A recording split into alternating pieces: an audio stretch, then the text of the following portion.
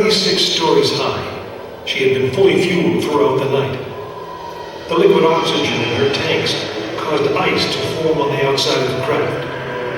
The extreme temperature differences between the air and the sub-zero fuel caused the metal skin of the rocket to expand and contract.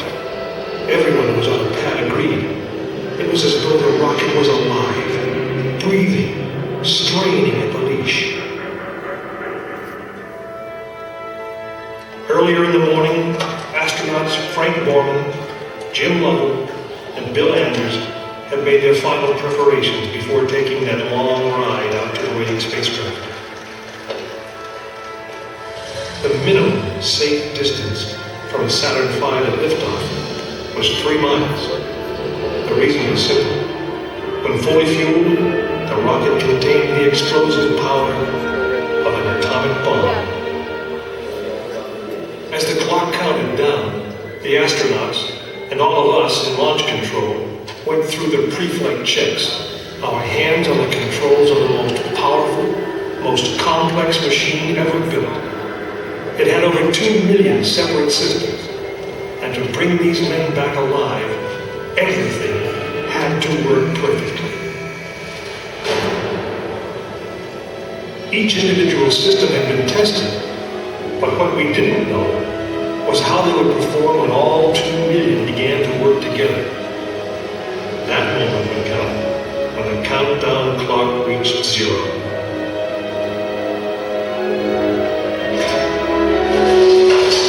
If a maneuvering thruster failed, if communications broke down, if navigation was off by 1 degree, if any piece of the miles of wiring, circuits, relays, or valves was defective, Frank Borman, Jim Lovell, and Bill Anders would pay with their lives. As they sat, waiting for launch on that chill December morning, these 3 astronauts were back to what they had always been, test pilots.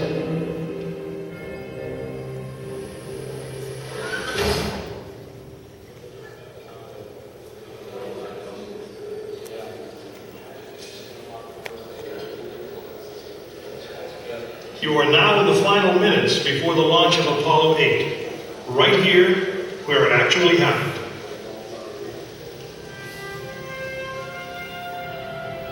Mankind is about to leave his planet behind and journey to another. It is one of those rare moments when history is not being made, destiny is being embraced.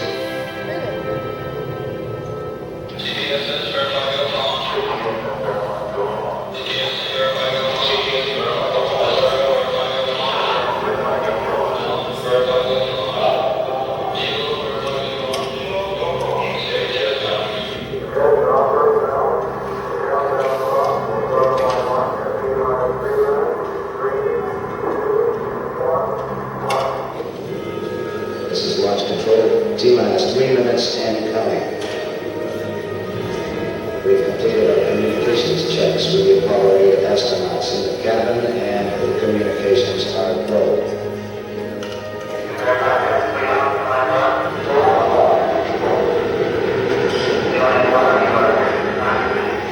During this period, once we do get the firing command, the various tanks within the 3 stages of the Saturn V launch vehicle begin to pressurize. We have firing command. The firing command is in. We're now on the countdown sequence. 2 minutes, 2 minutes, 20 seconds.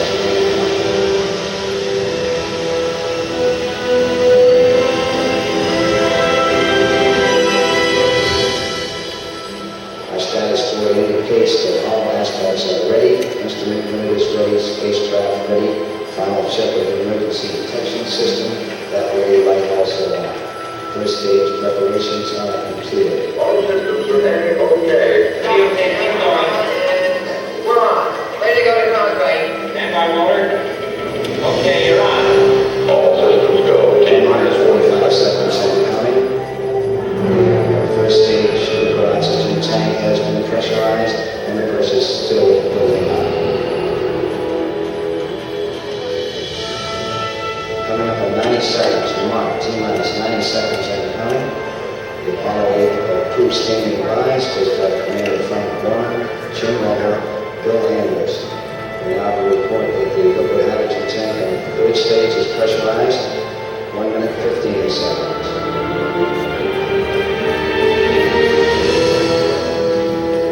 All third stage propellants pressurized at this time as we come up on the 60-second mark on the flight to the moon.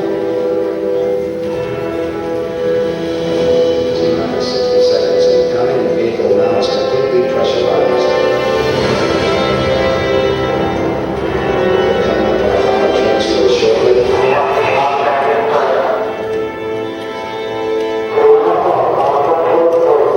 We have the power transfer and we're now on the flight batteries within the launch vehicle.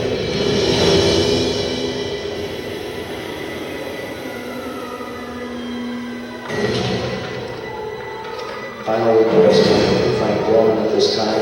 Final look at the switch list aboard the spacecraft. 20 seconds, all aspects. We are still in the middle at this time.